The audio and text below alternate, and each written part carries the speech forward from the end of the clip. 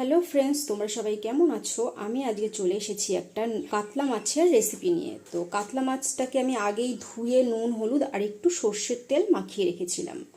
আর এইখানে আছে একটা মিডিয়াম সাইজের টমেটো কুচি আর দুটো কাঁচা লঙ্কা চিড়ে রেখেছি, আর অল্প একটু ধনিয়া পাতা কুচি করে রেখেছি। আর এইখানে আছে আদা পেস্ট করে রেখেছি, আমি আদা বেটে রেখেছি। আর এখানে আছে বড় সাইজের একটা পেঁয়াজ গ্রেট করে রেখেছি আমি।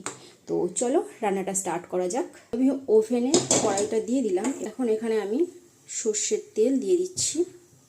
তেলটা গরম হয়ে গেছে, এখন আমি একে একে মাছগুলো ছেড়ে দেবো।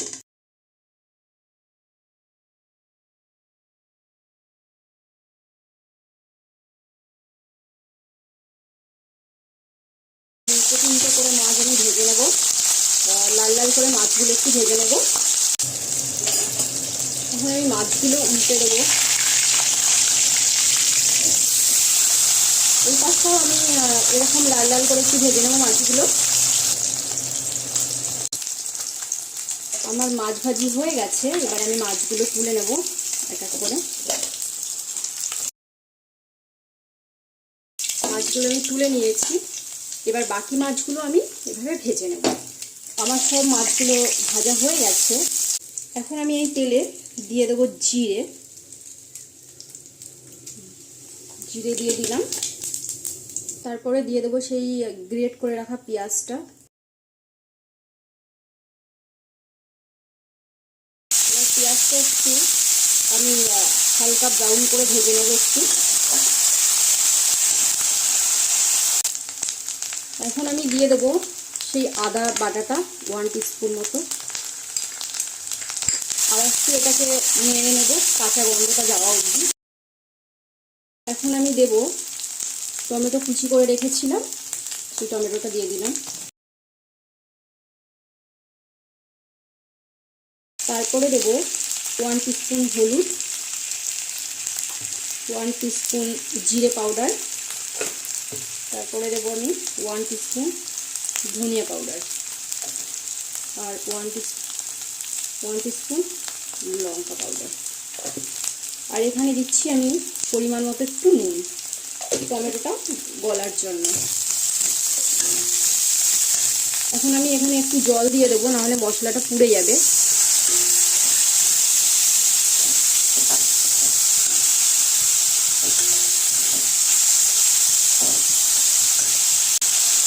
এখন আমি মশলাটা একটু ঢেকে দেবো আর গ্যাসটা একটু আমি লোয়ে করে দেবো। লোয়ে করে এটা একটু কষাতে হবে। যখনই মশলাটা থেকে তেল বেরিয়ে আসবে তখন বুঝবো আমার মশলাটা কষানো হয়ে গেছে। তো আমার মশলাটা দিয়ে খুব সুন্দরভাবে তেল বেরিয়ে এসছে, আমার মশলাটা কষানো হয়ে গেছে। আমার মশলাটা খুব ভালো করে কষানো হয়ে গেছে। এখন আমি এখানে জল অ্যাড করব। এখানে আমি হালকা উষ্ণ গরম জল আগেই করে রেখেছিলাম, তো একটু একটু করে দিয়ে দেবো।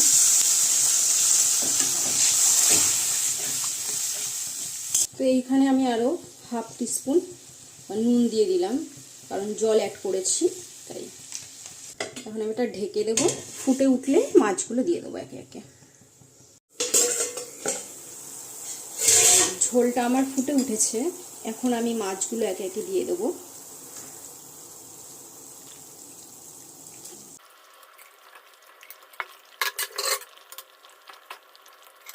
তারপর আমি উপর থেকে এই কাঁচা লঙ্কাগুলো দিয়ে দিচ্ছি, চেরা কাঁচা লঙ্কা।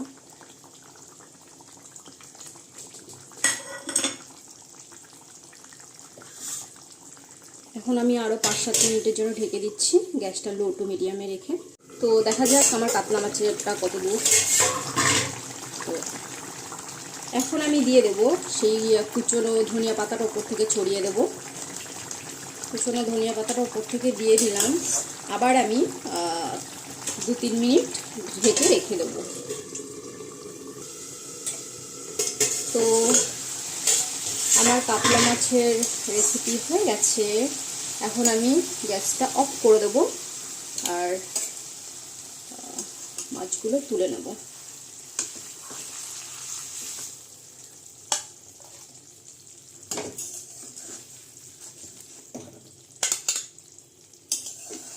সব বাটিতে তুলে নেব।